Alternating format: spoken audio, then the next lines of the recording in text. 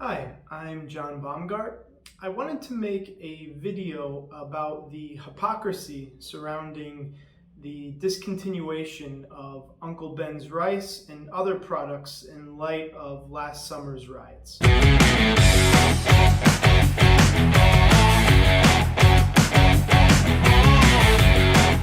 This could be a more controversial video for some. I just thought I would provide my thoughts, especially 1 year later when the dust has kind of settled.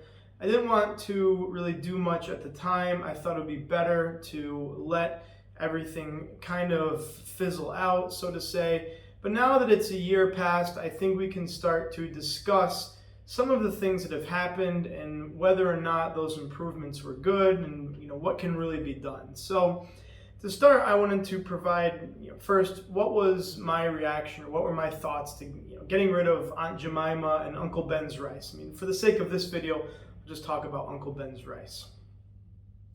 So I think in the whole list of priorities, in terms of having a perfect world, this would fall somewhere at the very bottom of the list in terms of things you need to do to improve relations in society. I'll explain why it happened. I mean, I get it, but I just think it was very emotionally charged, very emotionally driven, perhaps is a better way to describe it. And I don't think it tends to improve anything. And in my opinion, it tends to make a lot of the relations between races worse. So I'm going to discuss that in more detail, but what was the point really? I mean, now to explain why I think it was done, I could understand that, this is an image of, most people don't even know, was it from the time of slavery or Jim Crow? We don't know, but we can say that, having Uncle Ben on rice could be viewed as offensive to some because it represents a time in the past where perhaps, his family lived under Jim Crow, perhaps he was a slave. We don't really know the history. I don't think most people do. I don't. So it's tough to say exactly what the background was on, Uncle Ben. I don't think a lot of people knew. Now, I can say that the name can be viewed as derogatory. I understand that. My proposal would have been, why don't you keep the image but update it? Just call it Ben's rice or something. I think, and this is what I'm going to get into, that it was a very rash decision just to say, let's just get rid of it altogether because it's racist. I mean, not so long ago, in 2007, he was made a so-called chairman of the company and would dispense this wisdom on the site. And so in modern times, 2007 isn't so long ago, nobody had a problem with Uncle Ben. But suddenly, in 2020, you have to get rid of him now. And I'll explain, what I think changed. But overall, I just think it was a rash decision, not really well thought out, and kind of leads me to make a conclusion that we're under a new temperance movement. And I will talk about this more in coming videos, but I think our society is undergoing kind of a moral righteousness at the moment. It was very similar to the temperance movement that happened 100 years ago. Except in modern day times, we're not talking about prohibition of alcohol, but more a prohibition of thought or expression. And it's reflected in our society, in the fact that we can no longer have certain corporate representatives, on our supermarket shelves. And in my opinion, I think this ultra moral righteousness only leads to negative unintended consequences. And so that's what I'm going to get into next. So the problem is when you just make a rash decision to just, let's, say, okay, we're getting rid of Uncle Ben's because it's racist, right? Without providing any context, any background. And the more important point is who? I don't think there was a problem with it. I think most people didn't have a problem, but it's too late. We don't know. It would have been nice if we polled Americans and asked, what is your opinion? Do you think, for example, that this is an outdated image? Should a new one be updated? Should it be more inclusive? That is how I would have approached it. And then let's see what the consensus is, what consumers say, and make a decision based on that. But that's not what happened. It's just the mob decided We have to get rid of Uncle Ben's. And so now we have a problem. What is going to replace Uncle Ben's? And you'll see that because things have gotten so crazy in America that there won't be a good replacement. So, okay, I mean, we can rule out a white chef, right? I mean, if they replaced Uncle Ben's with a white guy, that's going to be a problem. I think we all know that. So that's out. Well, should Uncle Ben's be then another, racial group? I mean, if it's just an updated version or a more modern version, then why did you replace him to begin with? What if we pick a different type of group? What if he is a Pacific Islander or Samoan or Asian or Mexican, whatever you pick? Well, the problem there is now you're not favoring other groups. So if you make Uncle Ben Samoan, well, what about the Pacific Islanders? What about Asians? Aren't they represented? So now you have this problem. And then the question is, who decides who this representative of the company should be? If the board who decides it are all white men, well, now you have a problem. So you can see that this creates a Pandora's box of problems. And I'm sure that it was just easier to get rid of it and not thinking of replacing, Uncle Ben's with someone else.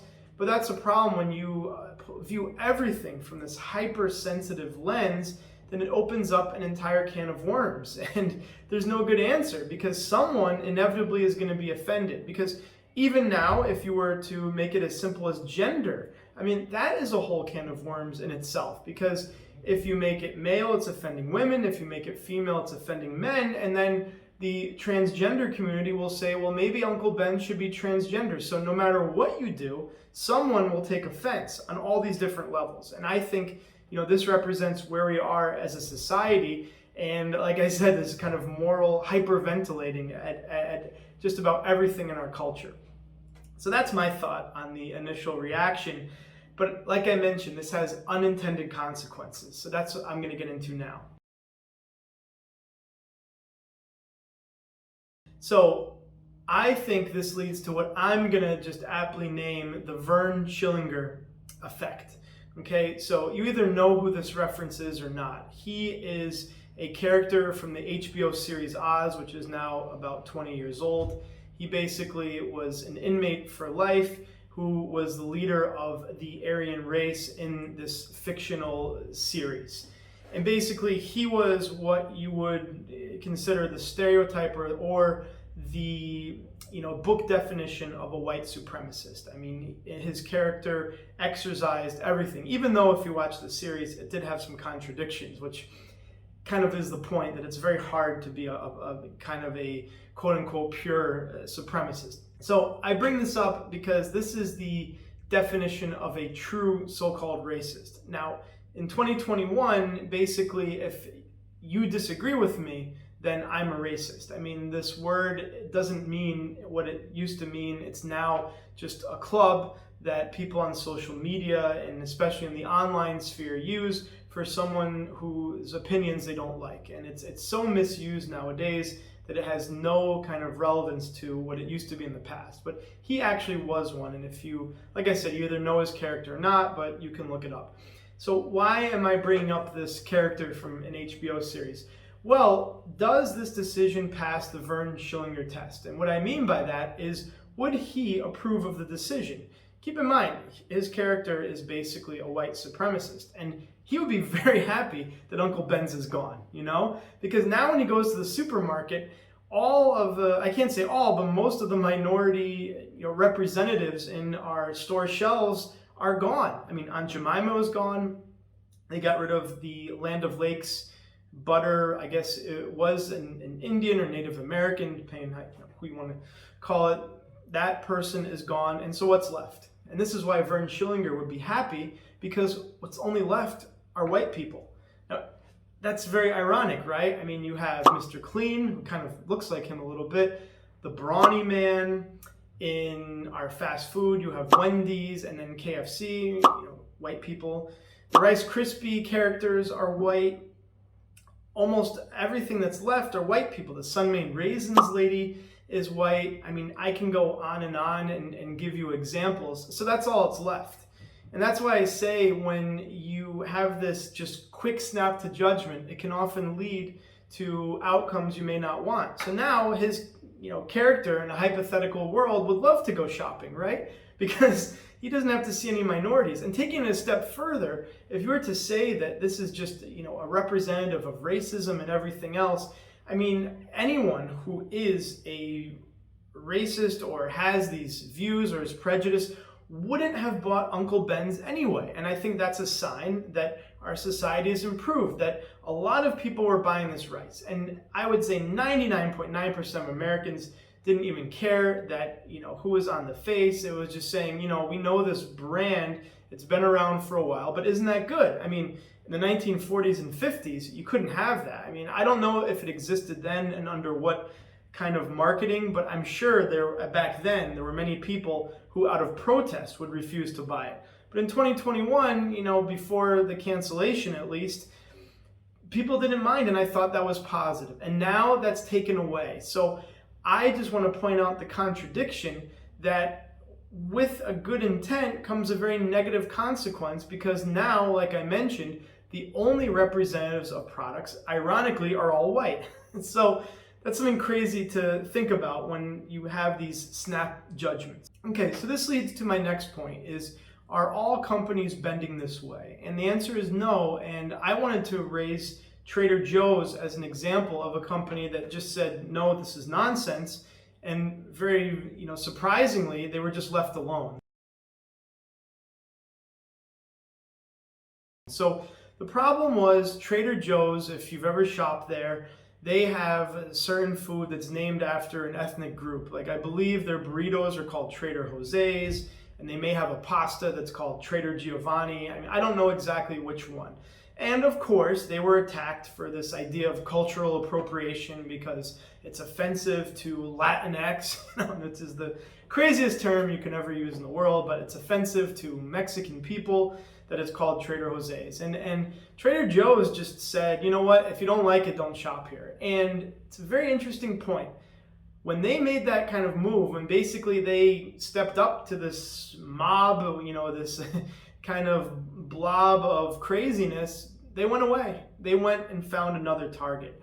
And that should be something that everyone should take note of. First, that if you simply stand up to this nonsense, it's not as powerful as you may think. And secondly, they'll just find someone else. And so what I really feel is happening at a larger stage is, similar to the mafia of the Prohibition time that would, come in, smash all your alcohol and say, you're now taking ours, and if you want protection, we want 10%. It's the same now with this, so-called woke mob. They go to all these corporations, they know they have money, and they can guilt them into, getting some money, getting them what to do. And the corporations figure, you know what? If that's how much it costs for these people to leave us alone, so be it. It's like Nike shoes, right? I mean, I think way back in, the time when I was a student in the 2000s, when there was, protests about globalization and sweatshops, I was more in line with that point and still am today. I mean, I think it's crazy that shoes cost so much. And when you think of where they're manufactured and how, it does bother me, from a moral sense. I mean, I need to have shoes, so I have no choice, but I thought it was positive to draw awareness to this. Now Nike can just say, oh yes, we're, against racism and all of this stuff, and people forget, the actual injustice, because it's not like Nike shoes is going to fix these problems in American society, but now they're left alone for all the sweatshop things. And so I think it's a bit silly. But anyway, I wanted to raise that case to show that, look, not all companies are, let's say, falling victim to this, and some are pushing back. And I think that's a positive step. Because in my viewpoint, I think, the pendulum of power, swings back and forth. And, this kind of leads to my final thoughts on this topic.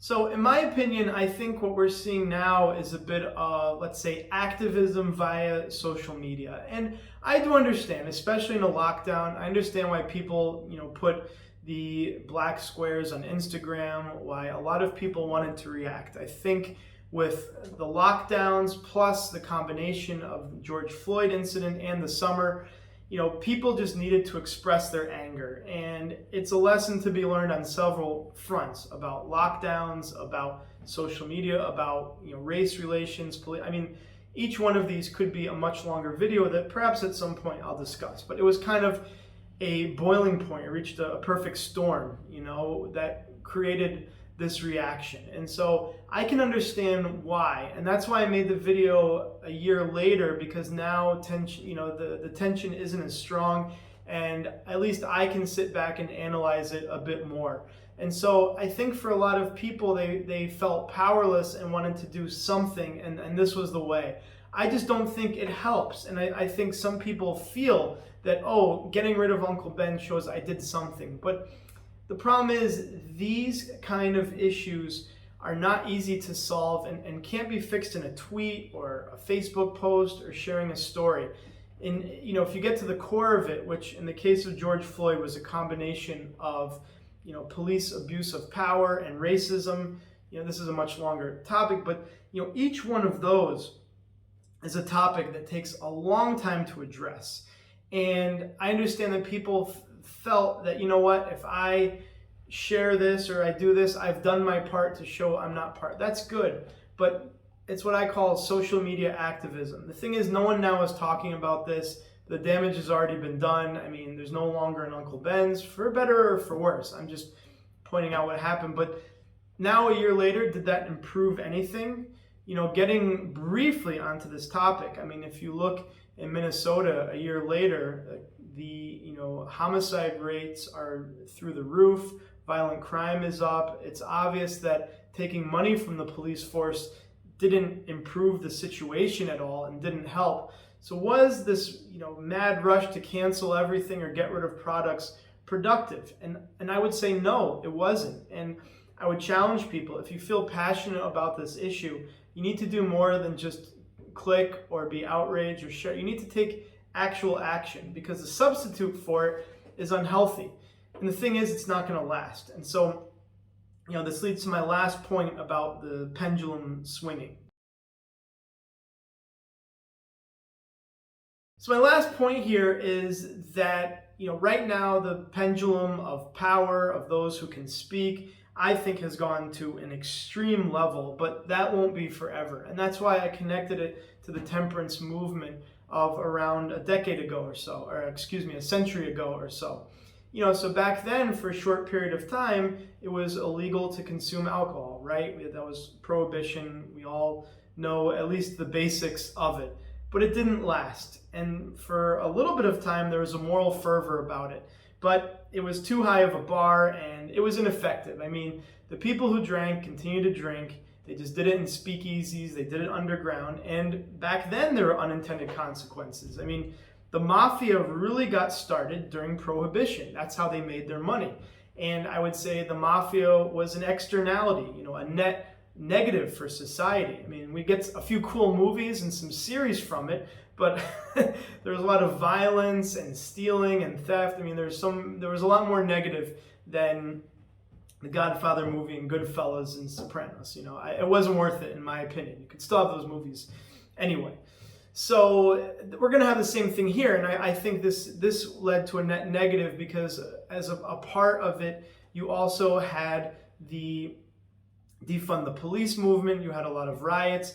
But once again, now how are we going to replace Uncle Ben's? How can you make, some type of product that can represent minority groups now that they've all gotten rid of? And like I said, you go to the supermarket and it's all white people.